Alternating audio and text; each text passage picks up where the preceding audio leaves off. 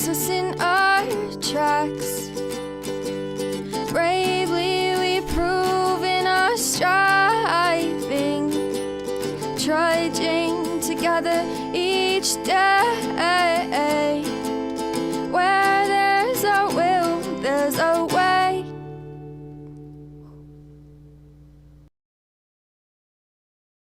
It's 11:11, by the way. It is 11:11.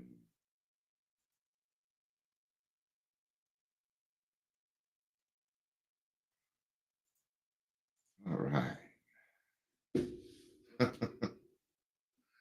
Peanut butter is really good for you. It is. If you want to sleep better, try eating some peanut butter before you go to bed. It's also a great replacement for meat. I'm a big peanut butter person. Morning, Claire Joyce. I didn't say hi, Amber. I just talked about peanut butter. Good morning. Welcome to Daily Trudge in my favorite Spider-Man shirt. And all right.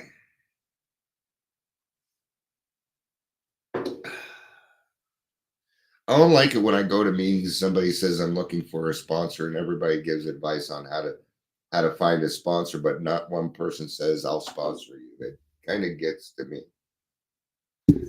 I guess I need this right here, or you can't really hear me. Because it's set up for directional right here. So that you don't hear the cats meowing and the stuff going on in the background, like the heater's going right now. Kathleen, my favorite Canuck, good to see you. Good to see you. Love you. Glad to see you. Yeah. It just, a bunch of advice and on how to find a sponsor, I searched for a sponsor for years and I got told no a lot. A lot. Now you got to turn me down, yeah, because I'm a lot louder. Sorry about that. Sorry. See, it is working. That's the first time Amber has ever said I need to turn you down. Usually it's like I can't tell the difference. Anyway, that's all I have to say on that, because I think everybody kind of knows how I feel about the if you're willing to be a sponsor, please raise your hand. I'll leave it with this. Nowhere in the book does it say sit on your ass and wait for somebody to ask you to sponsor them. But there's a whole chapter on finding sponsees. Just saying. All right. Guess we got to go back to each their own so Dion doesn't get all pissy. It's Friday. Fuck being pissy. So, all right. All right. So acceptance was the answer. We're going to be, I still have to do introductions, or what we call captions. Welcome to the Daily Trudge. My name is Dion. I'm your host. If you're here, please say hello, whether you're watching the live or the rewatch. I don't know what it is, but it seems like every other day I gain a little bit more momentum. More people are starting to listen. They're starting to understand. I'm guessing. Podbean even tried, they're like, because they're like, it's your titles. I'm like, it's not the title. It's not the title. All right. Let's get started. We're going to be on page I'm going to start at the top of page 416. Usually we start at the bottom, it gets into the but let's get a little background on this person first, right? So on 416, I had already given up on all the narcotics, most of the pills, and some of the alcohol when I first came to AA. By early July, I had tapered off alcohol completely and got off the pills in the ensuing few months. When the compulsion to drink left, it was relatively easy to stay off alcohol, but for some time it was difficult to keep from taking a pill when I had an appropriate symptom, such as a cough, pain, anxiety, insomnia, a muscle spasm, or an upset stomach. It has gotten progressively easier today. I feel I've used up my right to chemical peace of mind. Yeah, man, I understand that. You know, and it's a little bit off topic. Um, when I had my gallbladder out, they gave me pain pills and I took them as directed. You know, didn't have a problem with that. There wasn't any part of me that really wanted to get high off of them. It just knows more about the pain. Um, I carry Zofran. Zofran's the most wonderful drug in the world, the best thing Western medicine has ever come up with. It's for tummy aches. See, I deal with trauma and I have a lot of stomach issues. For several reasons, alcohol being one of them. Trauma, PTSD, all those things. Everything I'm diagnosed with comes with digestive tract issues, right? So, it's often you guys hear me here like, yeah, it's bad tummy day. My PTSD isn't the only thing that keeps me home. TMI, did I just TMI you, right? If you have prescriptions and you don't trust yourself, give it to somebody that you trust and let them dispense the meds to you. Okay. But you shouldn't have to sit in pain either. You shouldn't have to do that. Not if you could take care of it. That's kind of my thing. On the other hand, if it's something that you don't want, you don't need to take it either. And good on you, man. Good on you. So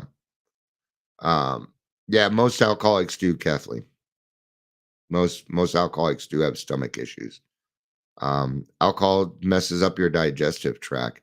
Emotions, resentment can lead to stomach issues. Yeah, a lot of these things lead to stomach issues, right? So it isn't just a one and done when it comes to that.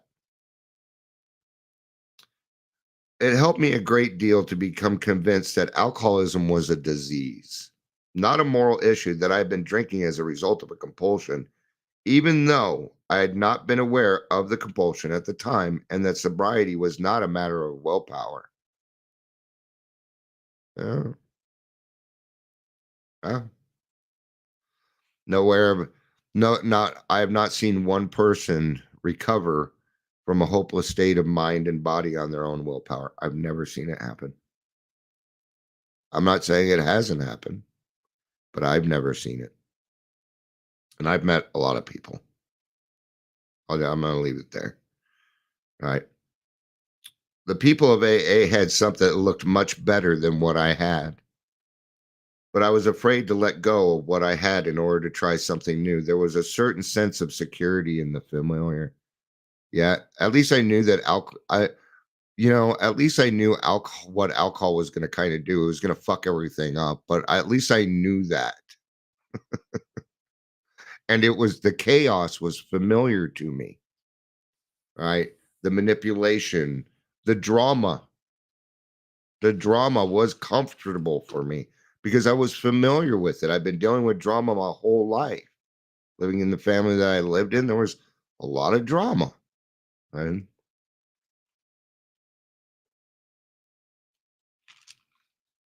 You say, save your drama for your mama. What? But I'm used to those things. So it's not surprising when somebody's a little bit newer and something happens that is out of their control that they have a slip, which is not the end of the world. A slip is not the end of the world. Okay.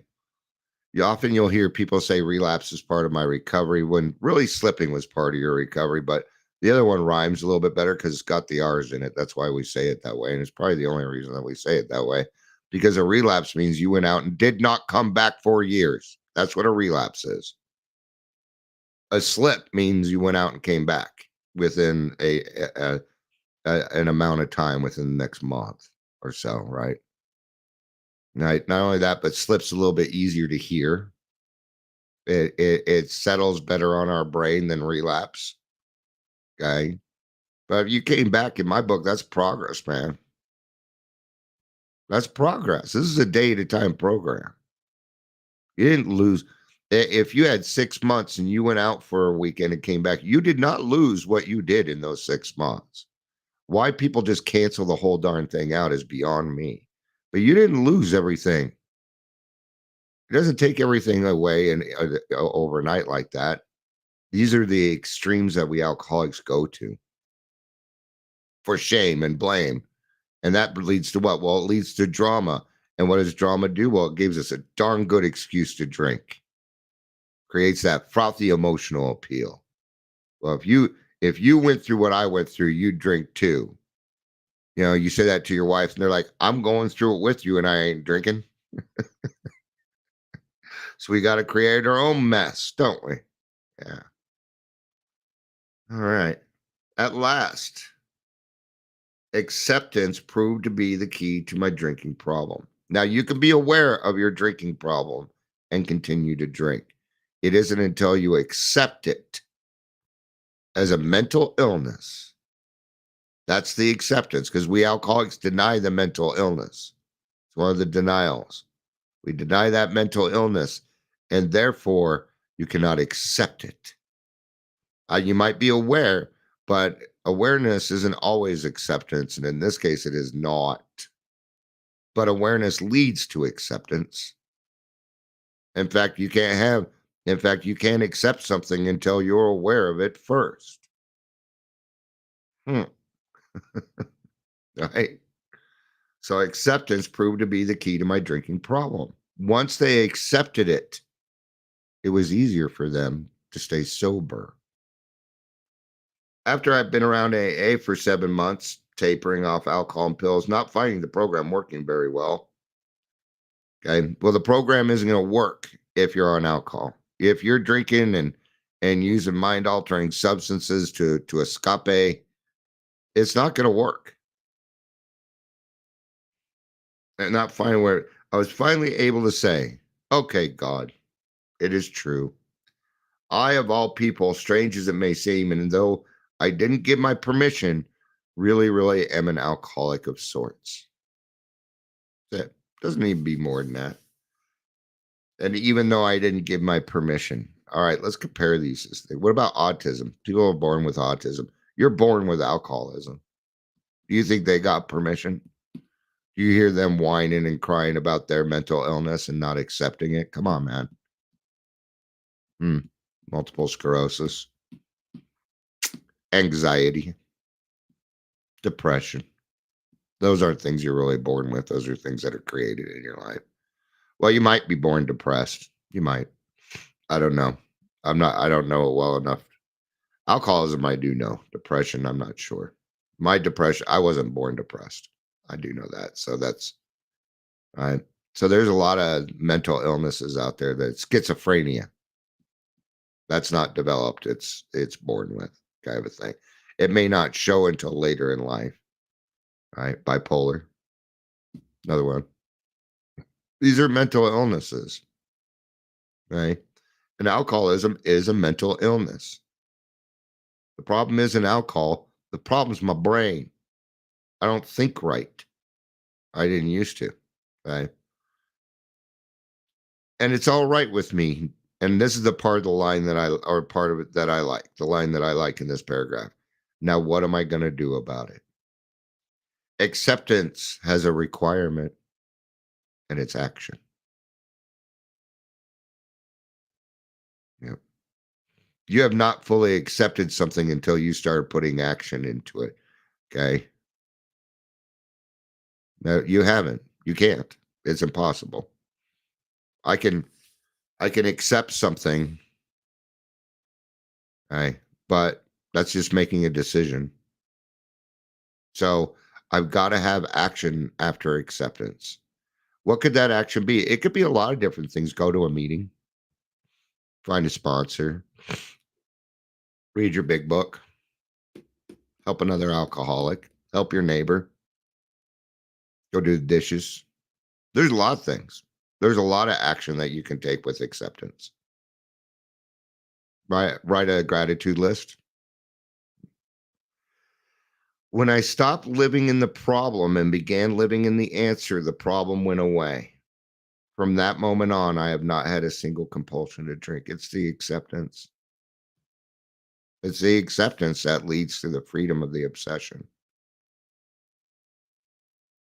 See, there's a process. And this is the process that we're talking about now is the process of pretty much every single problem out there. And acceptance is the answer to all my problems today. Well, I don't know that it's necessarily the answer as much as it is the key to your problems. I'd call it a key more than an answer because acceptance doesn't come with action. It is not solidified until then. So this next part, though, I mean, is fantastic. When I'm disturbed is because I find some person, place, thing, or situation, some fact of my life unacceptable to me. Going on all over the fucking world right now. I'm having to accept a lot of things for what they are at the present moment. I had to accept that Adams County didn't have a detox. I had to accept that. Acceptance doesn't mean I'm going to lay down and do nothing about it. That's not what it means. It gets me to a place so I can do something about it. All right. So I had to accept that. Well, in a way, it was unacceptable to me in their time frame. They were talking 4 or 5 years. I'm like, no, now's an acceptable time for me. All right. But I had to accept it first. I had to become aware. Then I could work with it. Then I could talk to other people. Now we're getting a detox. Action. There had to be action. Okay? Acceptance does not mean abuse. That's not what that means. It's for you. It isn't. Acceptance is for you, not for it. You can't accept their problem and then they're okay with it. No, it's to free you from the bondage of you so that you don't go down that rabbit hole that you don't need to go down. Right? So when I'm disturbed, it's my fucking problem. And I would tell you what, there's freedom there. There's freedom there. Freedom from the bondage of me. Okay? So, some fact of life unacceptable to me, and I can find no serenity until I accept that person, place, thing, or situation as it being exactly the way it is supposed to be at this moment. Okay. If I don't, you know what I'm saying? I'm saying God's wrong. I'm arguing with God. We do it all the time. That person fucking cut me off. This person did that. I do it. Happens. I just did it at the beginning of this. Okay. We're human. We're fallible. Okay. And I have to accept the fact that most meetings say, if you're willing to sponsor, please raise your hand. I have to accept that because if I don't, then I will just focus on that and then I will get angry and then I'm not helping anybody. I didn't say anything in the meeting. Nope. It was not the arena for it. It was not for me to sit there and judge. There were plenty of people giving her what I thought was pretty good advice on finding a sponsor since they were too lazy to do the job. I'm sorry, but that's what I saw. And I have to accept that for being exactly the way it is. Because guess what? I might be wrong. I also don't want to deny this person looking for a sponsor and finding them by me putting my bullshit in it. That's not very fair, is it? No, that would be control. That would be manipulation, not education. So acceptance was the answer to that. Am I going to be able to change the whole of AA? No, I'm not. No. So that's why I started meetings where we don't ask that question. We ask who here is looking for a sponsor. That was the answer. That was the action. And then it is up to other people on which way they want to go. That's not up to me anymore. See? Yeah. Speaking of which, the meeting starts in 29 minutes, so I got to kind of ramp up. It only takes me like 5 minutes to put the meeting together, but I got to grab the link, and I can't do that without the camera. And I'm using the camera. Hey, Julia, it's good to see you. And I saw your response on Facebook, and I'll probably and I will probably put I will probably send something to you specifically instead of on there. I know you're not trying to be mean, Amber. No, you're absolutely right. Those are really good questions. Maybe they're full. See, that's why so no, you're just helping me, Amber. I know you love me, or you wouldn't ask these hard fucking questions. I appreciate hard questions, man. Maybe they were full. See, this is acceptance can lead us to these answers and help us to have a better day, right? So, did you offer to sponsor? No, I did not, because I am full.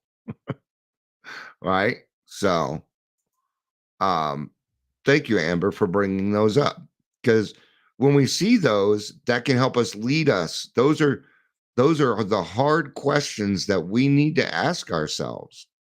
So, yeah. And I love you too. You know I love the fuck out of you. It would take a lot for you to piss me off, Amber. Everybody else, you could piss me off easily. I'm just kidding. All right. So great questions. Way to look at it from the other side. This is what we call critical thinking, and it works. Okay. Now, if Amber didn't give a fuck about me, she would have never asked those questions. So see, there's love in it. I can accept a little bit of confrontation here. So thank you for bringing that up. And now I feel a little bit better about it. Oh, you know, because they are good people. I don't go to that meeting because it sucks. Right? Yeah. All right. Thank you. So nothing, absolutely nothing happens in God's world by mistake. Until I could accept my alcoholism, I could not stay sober. Unless I accept life completely on life's terms, I cannot be happy. Absolutely. Good to see you. Good to see you, Sam. And that applies to what Amber was just saying, right? Yeah, right. So until I can accept, I need to concentrate not so much on what needs to be changed in the world, on what needs to be changed in my attitudes, in me and my attitudes, right? And so I've got to remain open-minded for change, right? Because for me, this is how friendship works. You say good stuff behind my back and you talk shit to my face. Now you're not really talking shit, but you confront me to my face. See? And that's what Amber did here. I call that loyalty. That's what I call that. Because people seem to have a hard time to, I think it's the voice. Sometimes people have a hard time calling me out. And that's what it is, you know. So acceptance is the answer to all my problems today. See, we just solved the problem here with acceptance. Wasn't that great?